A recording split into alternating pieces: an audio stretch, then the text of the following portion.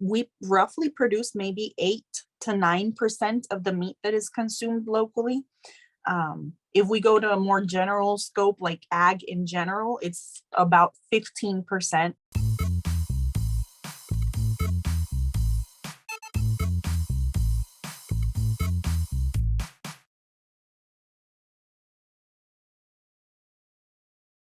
Hello, me folks. Welcome back to the MeatsPad podcast. My name is Francisco Najar. I'm your host today. So it's been quite a bit some time since I visited Puerto Rico for the first time. And believe it or not, there's a lot of good things happening in Puerto Rico in terms of new meat facilities coming up this year, next year. I had the privilege and honor to meet Dr. Domenech in the island a couple of years ago, and it's funny because when I met her, she was friends with Derek Schroeder, which is a colleague. They both went to Nebraska, and well, happy to have you on MeatsPad, Dr. Domenech. How are you today? Thank you. I'm doing well. Very excited to be with you guys today. Awesome. So kind of full disclosure, we did the Spanish version of this episode recently, and I think it's a good opportunity for us in the U.S. and some folks listening overseas to understand what's happening in Puerto Rico in terms of the meat industry and all of the things, new things happening. And I think first of all, I think we can mention some of the new funding available for new meat facilities. As it happened in the U.S. when COVID hit, there was some supply issues in the meat industry in Puerto Rico, and then we're gonna touch today about some of the challenges because you guys import some raw materials, pork, beef. But that thing is changing more and more. You guys are becoming more sustainable. But anyways, I think we're gonna start from there. And again, welcome to MeatsPad. Thank you. Thank you for having me. Yes. So tell us about. I know this is some new funding for underserved uh, areas, and one of them is Puerto Rico. And maybe you can tell us about how you help small processors or some of their concerns in Puerto Rico. Yeah, absolutely. Yeah, we're very excited because there are two new projects that have recently come in, NIFA projects specifically. One of them is, we call it the RIA project because it's the insular areas, and there was a call out for Pacific areas and Caribbean. So we are very happy that we were able to then do a collaboration, and we are collaborating with UVI, University of Virgin Islands, for that specific proposal.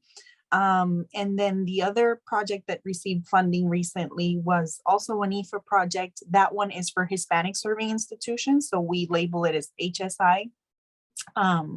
But those new projects essentially come from the need of, which is a common need actually within here in Puerto Rico and in the mainland, where there's a shortage of people that are maybe capacitated and can be ready to go into the meat industry as soon as they're done with their degrees. So out of that need came those call out for proposals, and we were very fortunate to be successful with both of those.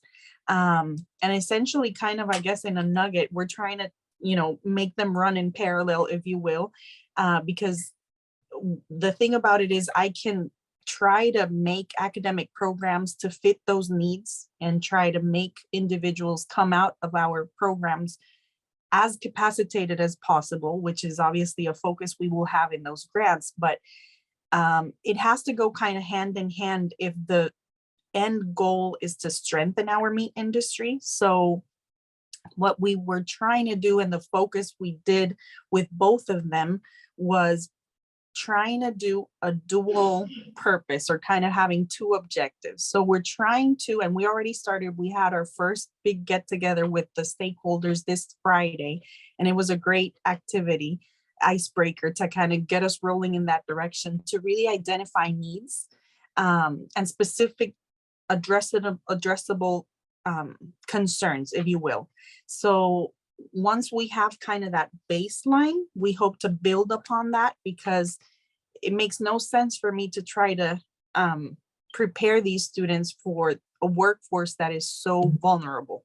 So then trying to get those two things to run together, that's kind of what we're trying to address. And you know, I don't know how far you want me to go into the whole objectives and what we're trying to reach, but it's eventually.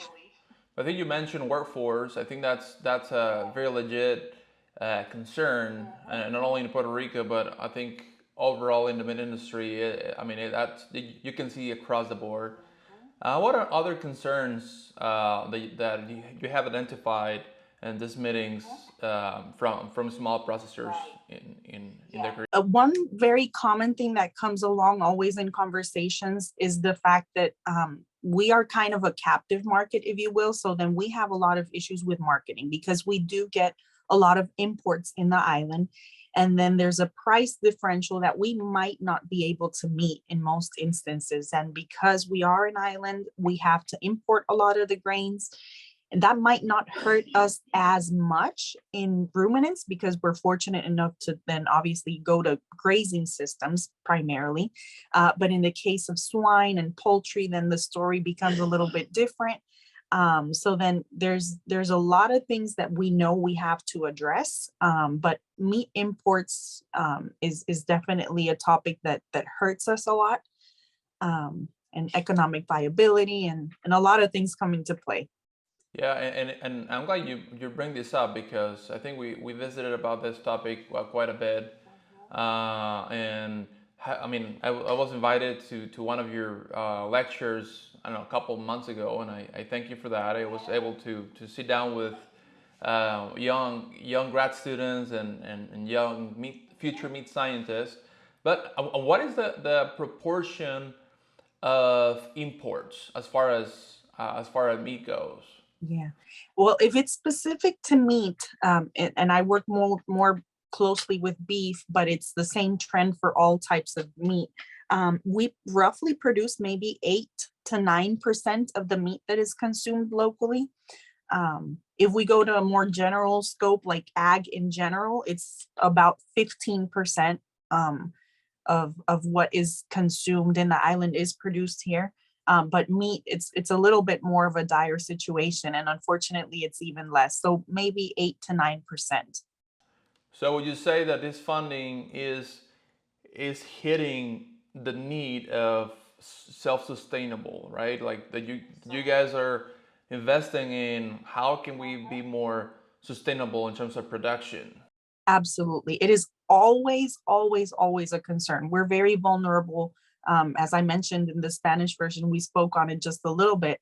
We're very vulnerable to hurricanes, and it's kind of a dire situation when we have these things happen, because it's like, well, it's what are you going to do? You're only producing this much. So it becomes a very important conversation that needs to be addressed. So if like down there, so you're getting a lot of pork, a lot of, I mean, boning hams, boneless. How so? What's because I imagine, because I know from the fact that you guys can get import products from the U.S. primarily, but I see some product from Canada, from Mexico, from Nicaragua, Costa Rica. So you can get a lot of products from a lot of regions. Is this an issue sometimes due to the variability of quality? Oh yeah, for sure. For sure. Yeah, yeah, for sure. We have some inconsistencies, that's for sure. But if it's product mostly from the US, where there are grading systems in place, then of course it just kind of ties back to like how much are you willing to spend for this kind of quality, which is in that respect is great, because you kind of pay for what you're getting, so to speak. But in our case, local product, we do not have grading systems.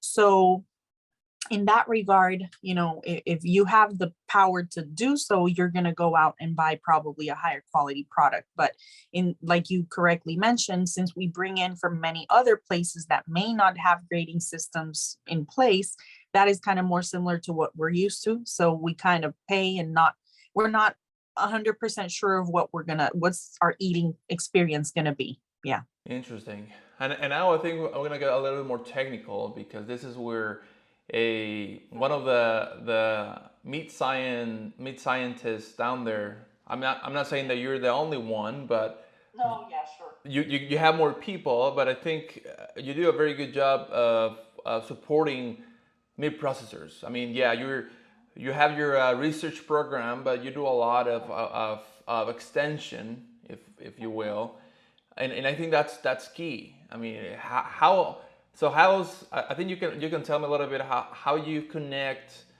the science and communicating that science to local processors. And I know this is a challenge because especially I mean, I'm originally from Mexico, like everyone knows, and sometimes a lot of things are slowly adapting to a lot of things. I mean, coming from the U.S., you spend sometimes in grad school in the U.S., and there's a lot of challenges and opportunities in your country sometimes. So how do you cope with that? Yeah. Yeah, it is actually very challenging. And I kind of tend to see the glass half full kind of a thing, because a lot of the times I might speak of like what our production systems look like and our realities and all of these things. But I look at it as an opportunity for growth and for improvement. So that's kind of how I've been trying to, take it all in and work with everyone. But we are very accessible to anyone that would need our help, even though like you might be a producer, you might be in a processing plant, you might be at a slaughterhouse. Either way, we try to make ourselves very available to whatever that looks like and however we can help.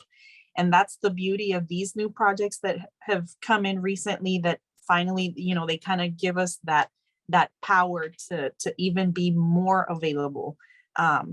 And we realize we can't kind of try to just deviate our attention and help one sector, because we are interdependent of each other. So And if you can touch, because we're gonna go back to what you said earlier on this 8 to 10% of beef and pork that you manufacture, you produce in Puerto Rico. What are some I know you've done some work on going in and identify and evaluate some of the quality traits for the products that you produce in Puerto Rico. I think you can touch on that if you can, and genetics. So I think this is a very important topic because I know we touch on some of that factor. What's available in the island as well. yeah, that's a very good point. Yeah, when I first came back, the first thing I worked on was a small project where I just kind of took commercial samples, in my case beef, because that's kind of where I focused the most. So in that case, we took in 60 commercial samples that were available, and then we just, something very simple, we just categorized them according to pH categories to kind of see where we were. Because just from observing and from my master's work that I did over here, we knew we had many variations in quality. And again, we don't have quality grading systems, so that's kind of to be expected. But yeah, so we went ahead and did that sorting. And unfortunately, we confirmed what we believe was part of the issue, right? We do have problems with high pH. And in, anything above 5.86, we would call a DFD.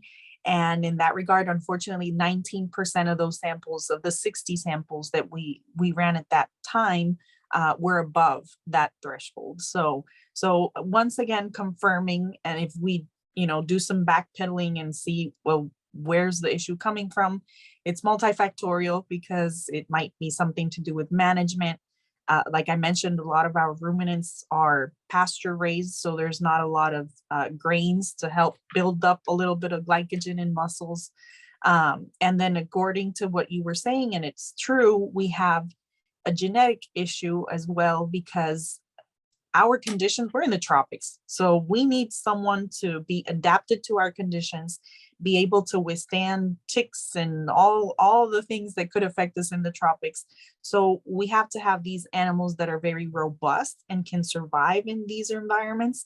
But most of the times that's kind of done with a little bit more of a Bos indicus influence in our genetics.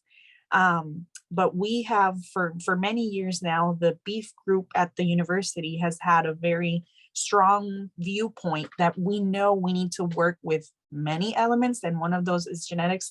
So we have for many years now been working with Senepol cattle, and Senepols have kind of the best of both worlds, if you will, because they are Bos Taurus animals, and then we benefit those attributes there, but at the same time, they were developed right next to us in Santa Cruz, in St. Croix. So in that regard, that just makes it a wonderful resource that we have. So we've been working a lot with that. So we know we have a lot of balls to juggle and a lot of things go into this formula. But we're confident that what we're trying to do with the breed and all of these practices will help us improve that, and that when we repeat this exercise again, hopefully in a couple of years, we're not going to see 19%, but we're going to see less. I'm very hopeful.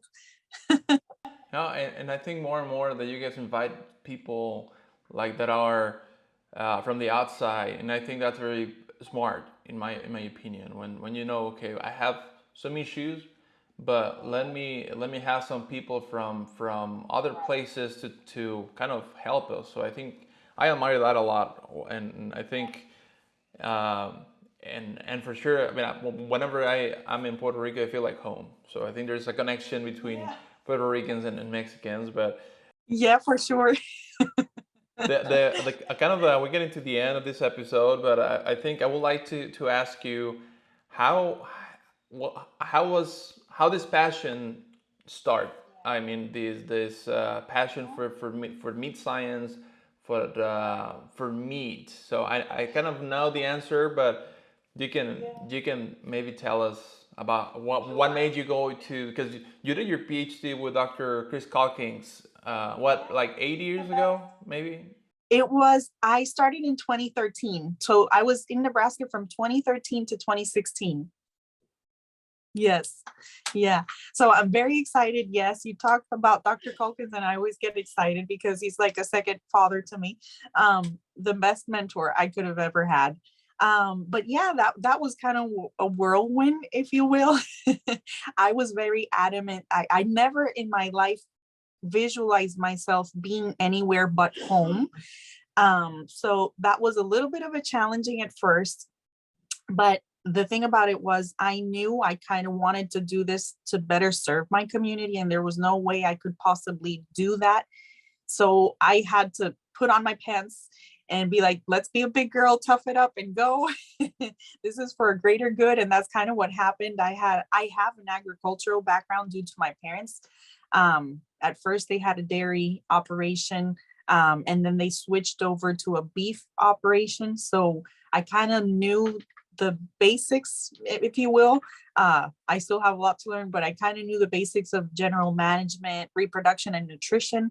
But I had so many questions because you always hear professors and everyone telling you, oh, you have to do this and you have to do good record keeping in your farm. And if you do crossbreeding, you're going to get better offspring, and all of these concepts running through your mind.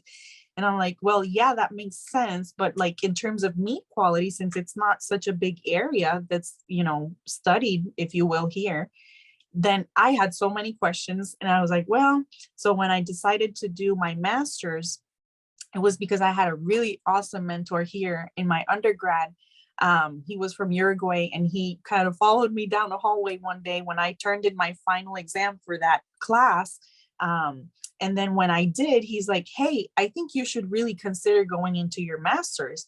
And that's kind of how it all came about.